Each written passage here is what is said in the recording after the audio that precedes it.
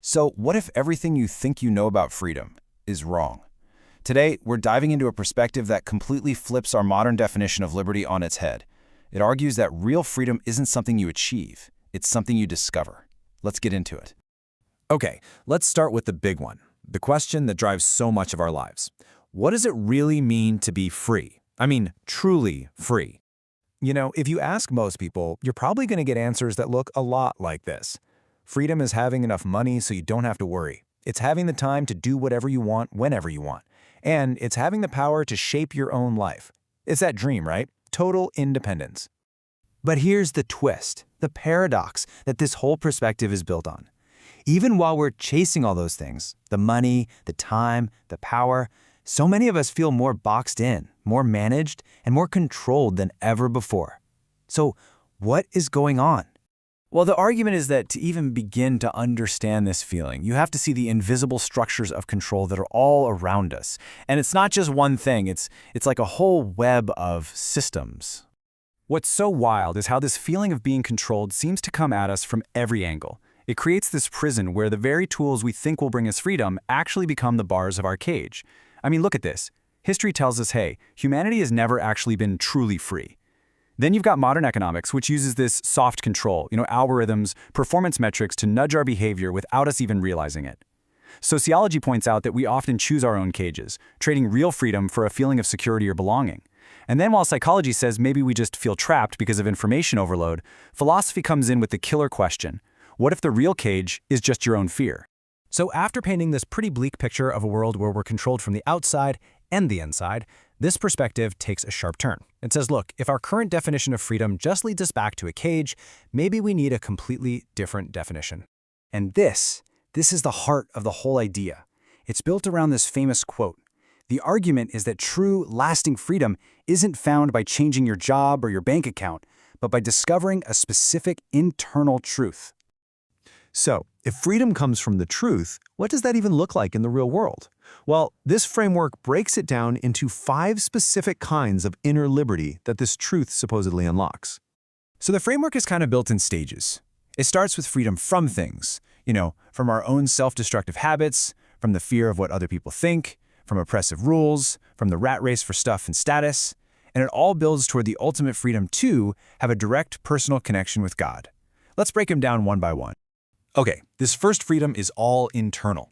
From this point of view, sin isn't just about breaking a list of rules, it's that feeling of being enslaved to your own worst impulses. You know that struggle, right? When you know what the right thing to do is, but you feel completely powerless to actually do it? This freedom is about finally breaking that cycle. And this quote just nails the point. The idea here is that these negative patterns aren't just bad habits, they're a genuine form of slavery. So true freedom has to start with being liberated from the things that trap us from the inside out. All right, the second freedom is all about social control. Just think for a second about how much of what we do, day to day, is dictated by what other people might think or say or do to us. This is about being free from that pressure, whether it's the fear of being judged by our friends or straight-up intimidation from people in power. This perspective uses this really stark quote to frame it. The logic is, if your ultimate security, your truest self, is rooted in something beyond the physical world, then the power other people have over you gets a whole lot smaller. Now, this next one is really interesting. The source makes a huge distinction between faith and what it calls religious oppression. A system of man-made rules and performative rituals that just ends up creating guilt and anxiety instead of a real connection. This is about freedom from all that legalism. And this is the perfect example they use to explain it. The whole point is that any rule or ritual should serve people and their connection to the divine, not the other way around. It's a freedom that puts the person ahead of the process. So we're back to money and power. But instead of seeing them as the goal of freedom, this framework says that our attachment to them is actually a form of bondage. It argues that when our identity and our sense of security are all tied up in what we own or where we rank in society, we're not really free at all. We're owned by our stuff. And that's why this point is framed as a choice of masters. The source is really blunt about it. You are always serving something. So this freedom is about consciously choosing what or who gets to have the final say over your life and your heart. And the final dimension of freedom this framework presents is all about relationship. It's this radical idea that the barrier between the human and the divine is just gone. It allows for a direct, personal, unmediated access, no hoops to jump through. This quote really captures the feeling of that access. It's just an open invitation. It's presented not as a freedom you have to earn through a bunch of rituals, but one that you receive just by responding. So, we've walked through these 5 incredible dimensions of inner liberty. But the source ties them all together with one last, absolutely crucial piece of the puzzle.